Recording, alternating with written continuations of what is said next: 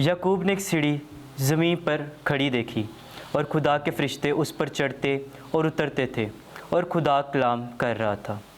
आज के लिए हमारी पहली तलावत तकवीन की किताब 28वां बाब 10वीं से 22वीं आयात मुकस्सा।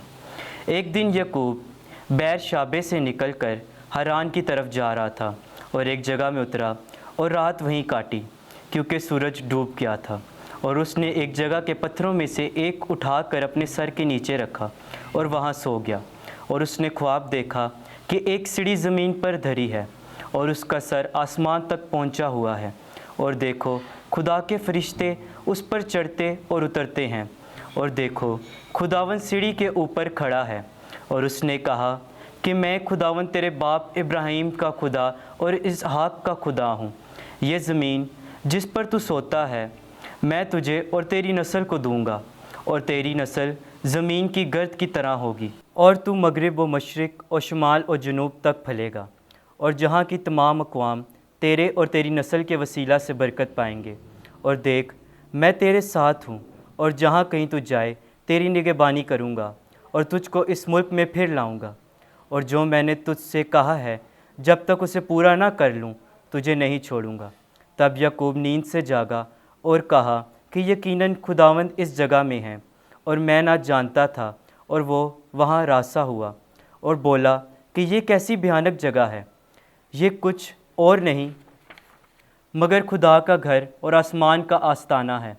और याकूब सुबह सवेरे उठा और उस पत्थर को जिसे उसने अपना तकिया किया था लेकर सतून की तरह खड़ा किया और उसके सर पर तेल डाला, और उस मुकाम का नाम बैतेल रखा, पर उस शहर का नाम पहले लूज था।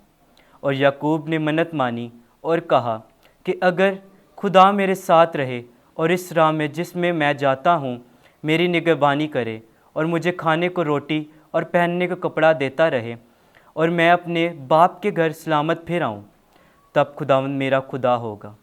और ये पत्थर जो मैंने सतून ने यादगार की तरह खड़ा किया है खुदा का घर होगा। पाक कलाम के पढ़े और सुने जाने पर खुदा की बरकत हो। ज़बूर 91 जमाती जवाब। ऐ मेरे खुदा मेरा तवक्कल तुझ पर है। वो जो हक ताला की पनाह में रहता है और कादर मुतलक के साए में सुकूनत करता है। खुदा उनसे कह कि ऐ मेरी जाए पनाह और मेरा किला, ऐ मेरे खुदा जिस पर मेरा तवक्कल है। जमाती जवाब। ऐ मेरे खुदा मेरा तवक्कल तुझ पर है, क्योंकि वो तुझे सियाहत की जाल से और महलिक वबा से रहाई देगा।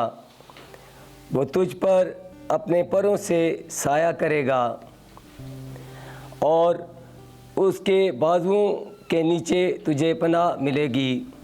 जमाती जवाब। ऐ मेरे खुदा मेरा तवक्कल तुझ पर है, क्योंकि उसने मुझसे तल्लक रखा है।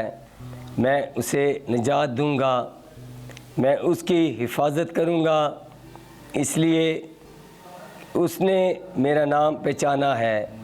वो मुझे पुकारेगा तो मैं उसकी सुनूंगा, मुसीबत के वक्त मैं उसे छुड़ाऊंगा। जमाती जवाब। ऐ मेरा खुदा मेरा तवक्कल तुझ पर है। आमीन। खुदावंद आपके साथ हो। इंजील मुकद्दस मत्ती के मुताबिक ऐ खुदावंद तेरी तमजीद हो। 9वां बाब 18वीं से 26वीं आयत। मेरी बेटी अभी मरी है, तू चल कर अपना हाथ रख तो वो जिंदा हो जाएगी। एक दिन जब यीशु फरीसियों से बातें कर ही रहा था तो एक सरदार ने आकर उससे सजदा किया और कहा, मेरी बेटी अभी मरी है, लेकिन तू चलकर अपना हाथ उस पर रख तो वो जिंदा हो जाएगी। और यीशु उठकर अपने शागिर्दों के साथ उसके पीछे चला।